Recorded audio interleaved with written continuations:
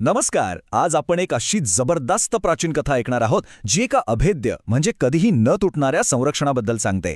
विचार करा, एक असा मंत्र जो पिढ्यानपिढ्या कोणालाच मोडता आला नाही. चला तर या शक्तिशाली कथेच्या खोलात शिरूया. तो उगवतो जणू काही सर्व पाहणारा राजा आणि आपल्या सोनेरी प्रकाशाने सगळं काही उजळवून टाकतो. हे जे शब्द आहेत ना, हे एका खूप शक्तिशाली प्राचीन मंत्राचे आहेत. आणि खरं सांगायचं तर हाच मंत्र आपल्या आजच्या कथेचा आत्मा आहे. ही गोष्ट आहे एका संरक्षणाची, एका साधनेची आणि एका निर्णायक कमकुवतपणाची सुद्धा. तर कथा सुरू होते दड्डकारण्यात. तिथे एक सोनेरी डोंगर होता आणि त्यावर राहत होते बोधिसत्व. बोधिसत्व म्हणजे कोण? तर भविष्यातले बुद्ध. आणि ते राहत होते एका भव्य सुवर्ण मोराच्या रूपात. त्यांचं घर अगदी पवित्र आणि एकांत होतं, जे त्यांच्या त्या अद्वितीय रूपाला अगदी शोभून दिसत होतं.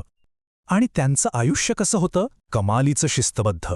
रोज सकाळी सूर्य उगवला की त्याला नमस्कार करायचा आणि एक रक्षामंत्र म्हणायचा.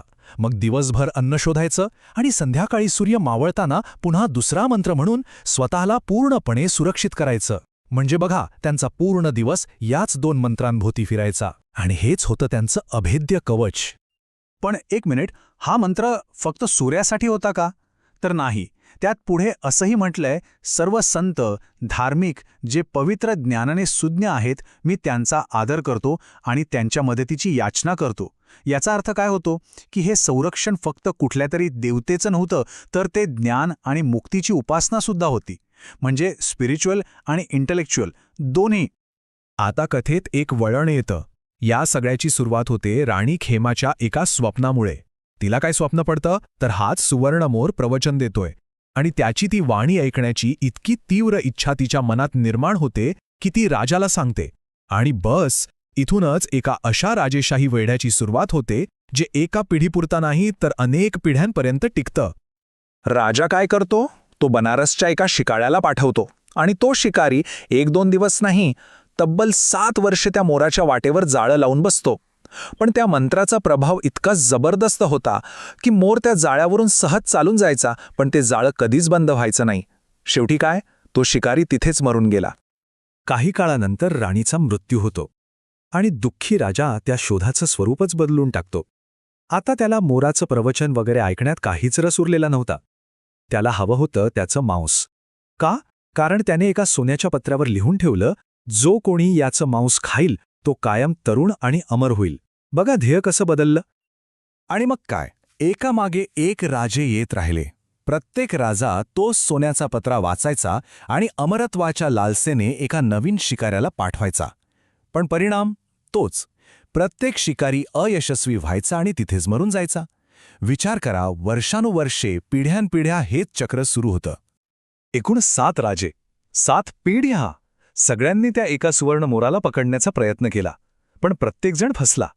यावरूनच त्या मंत्राची आणि त्यामागच्या शिस्तीची ताकद किती अफाट असेल याचा आपल्याला अंदाज येतो, नाही का? इथेच खरा प्रश्न उभा राहतो. इतक्या पिढ्यांच्या अपयशानंतर इतक्या शक्तिशाली मंत्राला अखेर कशाने हरवलं असेल? अशी कोणती गोष्ट होती जी त्या मंत्रापेक्षाही ताकदवान ठरली? उत्तर खूप साधं आहे. इतकं साधं की आश्चर्य वाटेल. वासनेचा आवाज. जो 7वा राजा होता त्याने पाठवलेला शिकारी मात्र हुशार होता. त्याने एक वेगळीच युक्ती लढवली. तो म्हणाला, आपण मंत्राशी लढायचंच नाही, आपण हल्ला करायचा थेट मोराच्या स्वभावावर. त्याने काय केलं, एक लांडोर पकडली, तिला इशाऱ्यावर आवाज काढायला शिकवलं. आणि मग सूर्योदयाच्या आधी, म्हणजे मोराच्या मंत्र म्हणण्याच्या अगदी थोडा वेळ आधी, त्याने त्या लांडोरीला आवाज काढायला लावला. आणि झालंही तेच. लांडोरीचा तो आवाज कानावर पडताच मोराच्या मनात वासना जागी झाली. एका क्षणात पिढ्यानपिढ्या जपलेली ती साधना विरघळून गेली. तो आपला सकाळचा रक्षामंत्र म्हणायचंच विसरला आणि तसाच त्या आवाजाच्या दिशेने धावला आणि सरळ जाळ्यात अडकला.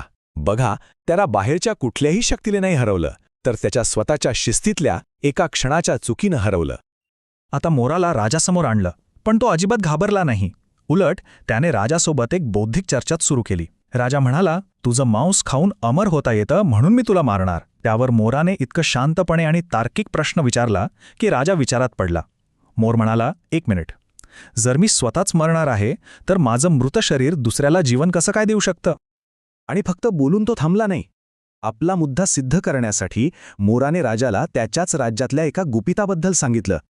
त्याने सांगितलं की ऐक राजा, पूर्वजन्मी मीच याच शहराचा चक्रवर्ती सम्राट होतो आणि माझा रत्नजडित रथ तुझ्या राज्याच्या तलावाखाली अजूनही पुरलेला आहे.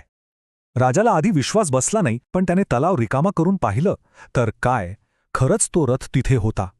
तेव्हा त्याचा मोरावर पूर्ण विश्वास बसला आणि मग मोराने त्याला अंतिम शिकवण दिली. तो म्हणाला, महाराज, एक गोष्ट लक्षात ठेवा, निर्वाण, फक्त निर्वाणच कायम आहे. बाकी सर्व गोष्टी नश्वर आहेत, क्षणभंगूर आहेत आणि प्रत्येकाला मृत्यू अटळ आहे.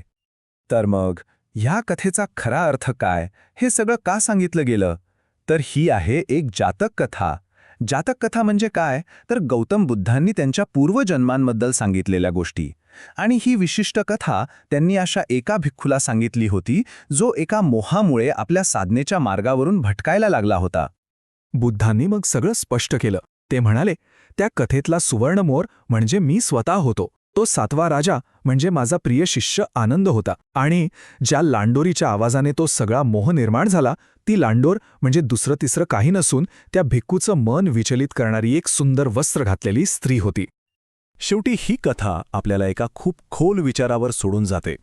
विचार करण्यासारखी गोष्ट आहे की आपल्या प्रत्येकाच्या आयुष्यात असा कोणता लांडोरीचा आवाज आहे, असा कोणता मोह आहे, जो आपल्याला आपलं स्वतःचं रक्षक कवच, आपली शिस्त आणि आपलं खरं ध्येय विसरायला लावतो.